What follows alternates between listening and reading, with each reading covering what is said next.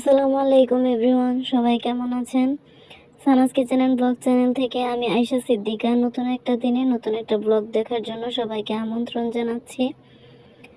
আশা করছি যে যেখান থেকে আমার আজকে নতুন ব্লগটি দেখছেন সবাই খুব ভালো আছেন, সুস্থ আছেন এবং নিরাপদে আছেন। আলহামদুলিল্লাহ, আল্লাহ তাআলার অশেষ রহমতে আমরা অনেক ভালো আছি। আজকের দিনটি ছিল শুক্রবার। তো 2 দিন আগে আমার হাজব্যান্ড বেশ বড় সাইজের একটা ইলিশ মাছ নিয়ে এসেছেন। মাছটা বেশ বড় ছিল, দেখে নিশ্চয়ই বুঝতে পারছেন। এটা হচ্ছে 900 গ্রাম থেকে কিছুটা বেশি ছিল। বড় বলছি এজন্যই যে আমাদের এখানকার বাজারে এই সাইজের ইলিশ খুব কম ওঠে, খুবই কম, হঠাৎ মাঝে মাঝে দেখা যায়। তো মাঝারি সাইজের ইলিশ বেশি পাওয়া যায় আর কি। তো এজন্য আর ইলিশটা আনার পরে আমি ডিপে রেখে দিয়েছিলাম, শুক্রবারে বের করব এজন্য। কারণ অন্যান্য দিনগুলোতে তো ব্যস্ততা বেশি থাকে, মাছ কেটে রান্না করা সম্ভব হয় না, সময় থাকে না এতটা, আরও বাসার অন্যান্য কাজ থাকে, যার জন্য শুক্রবারে আমি বের করেছি। আর আমার হাজব্যান্ড বলছিলেন ইলিশ মাছটা আলু আর বেগুন দিয়ে ঝোল রান্না করতে, ওনার খেতে ইচ্ছে করছে। আসলে এক এক দিন এক একভাবে রান্না করব, কারণ সরিষা ইলিশটাও আমাদের সবার খুব পছন্দ। আরেকদিন মুখি দিয়ে রান্না করব, মুখি দিয়েও আমার কাছে ভালো লাগে ইলিশ মাছ। যেহেতু বড় সাইজের মাছ, এটা তো একদিনে খেয়ে শেষ করা যাবে না, কারণ আমরা দুইজনই খাবো। বাচ্চারা খুব একটা ইলিশ মাছ খায় না। আমার ছেলে আগে খুব পছন্দ করত, কিন্তু এখন কেন জানি না খেতে চাচ্ছে না। যখন তার 2.5 থেকে 3 বছর বয়স, তখন থেকে সে ইলিশ মাছ নিজে হাতে বেছে খেতে পারতো। আর আমার ছেলে আসলে ছোট থেকে একটা অভ্যাস ছিল, ও কখনোই আমার হাতে খাবার খেত না, কারোর হাতেই না, সবসময় নিজে হাতে খাবার খেত আর কি। তো মাছটাও সে নিজেই বেছে খেত, আলহামদুলিল্লাহ। এখনও খায়, তবে ইলিশ মাছটা এখন খেতে চাচ্ছে না। আমি একটা জিনিস খেয়াল করলাম, আগে আমার যে জিনিসগুলো খুব অপছন্দের ছিল সেগুলো এখন খুব বেশি ভালো লাগছে খেতে। আর আগে যে জিনিসগুলো পছন্দ করতাম সেগুলোর প্রতি এখন একদম অভক্তি চলে এসেছে, খেতে ইচ্ছা করে না। ছোট থেকে আমি ইলিশ মাছটা খুব একটা পছন্দ করতাম না খেতে, কারণ কাটার জন্য। আর গরুর মাংসটাও পছন্দ করতাম না, খেতে চাইতাম না। আম্মু অনেক জোর করে খাওয়াতো গরুর মাংস। ইলিশ মাছটা তো কাটা ফোটার ভয়ে খেতাম না, সেটা এত জোরও করতো না, মাঝে মাঝে খেতাম আর কি। আর গরুর মাংসটা খেতাম না মাংসের টুকরা দাঁতের ফাঁকে আটকে যায়, আর এটা আমার খুবই বিরক্ত লাগতো। এখন আবার এই জিনিসগুলোই খুব বেশি পছন্দের হয়েছে। ছোটবেলা থেকে আমাদের 4 ভাই বোনের পছন্দের তালিকায় পাঙ্গাস মাছটা ছিল এবং এখনো আছে। তো আমার মনে হয় পাঙ্গাস মাছের উপর কখনোই আমার অভক্তি বা বিরক্তি আসবে না। এটা আমার কাছে সবসময় ভালো লাগে। আর পাঙ্গাস মাছ দেখলে বা নাম শুনলে অনেকেই এমনভাবে নাক সিটকায়, মনে হয় এটা খাবারের জিনিস না। মানে ওদের নাক সিটকানো দেখলে মনে হয় এটা অখাদ্য কুখাদ্য, এটা কি খায় মানুষ।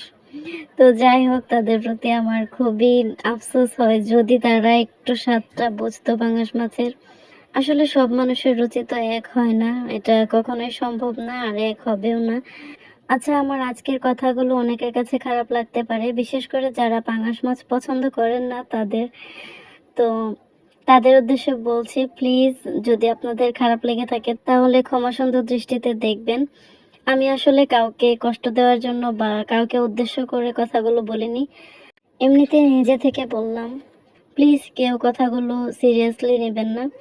তো যাই হোক, এদিকে আমার দুপুরের রান্না বান্না শেষ হয়ে গেছে। করলা ভাজি করেছি আলু দিয়ে, তারপর পটল ভাজি, আর ইলিশ মাছ বেগুন আলু দিয়ে রান্না করলাম। আর মাছ আসলে অল্প করে দিয়েছি, কারণ শুধু দুপুরেই খাওয়ার জন্য, কারণ রাতে কিছু একটা করব প্ল্যান আছে, এজন্য শুধু দুপুরের খাবার রান্না করেছি। তো এদিকে সন্ধ্যার পরে চা বসিয়েছি, সাথে বিস্কিট। না, বিস্কিটগুলো আমার কাছে খেতে ভালোই লাগে, বাচ্চারাও মোটামুটি পছন্দ করে। তো তারপর চা নাস্তার পরে রাতে রান্নার আয়োজন। রান্না বলতে আজকে পরোটা বানাতে চেয়েছিলাম, তো আমার হাজব্যান্ড বলছেন ওরা নাকি চিকেন নুডলস খেতে ইচ্ছা করছে। আমি যেভাবে রান্না করি এটা আমার পরিবারের সবাই পছন্দ করে।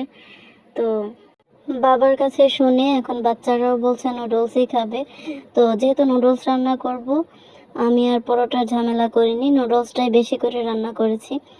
এমনিতেও যেদিন নুডলস রান্না করা হয় আমি একটু বেশি করেই করি।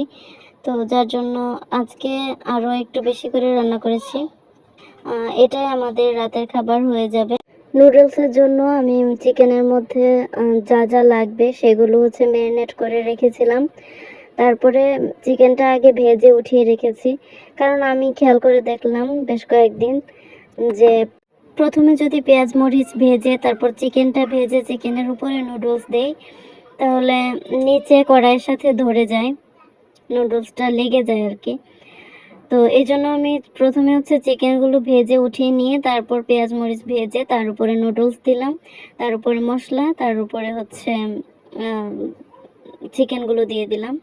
তারপর সুন্দর করে মিক্স করে এখন হচ্ছে খাওয়ার জন্য রেডি করে নিয়েছি। আর এই যে দেখতে পাচ্ছেন উপরে অনেকগুলো কাঁচামরিচ দিয়ে দিয়েছি, এটা হচ্ছে আমার জন্য, কারণ বাচ্চাদের বাবা ওরা কেউ বেশি ঝাল খেতে পারে না, যার জন্য আমি নুডলস রান্নার সময় মরিচ কম করে দিয়েছি আর একটু বেশি ভেজেছি, কারণ মরিচ একটু বেশি ভাজা হলে ঝালটা কমে যায়। আর আমি খাওয়ার জন্য কাঁচামরিচ আলাদা করে কেটে নিয়েছি, কারণ নুডলস পাস্তা এগুলো আমার কাছে ঝাল না হলে একদমই খেতে ভালো লাগে না। দেখতে দেখতে ভিডিও শেষ প্রান্তে চলে এসেছি।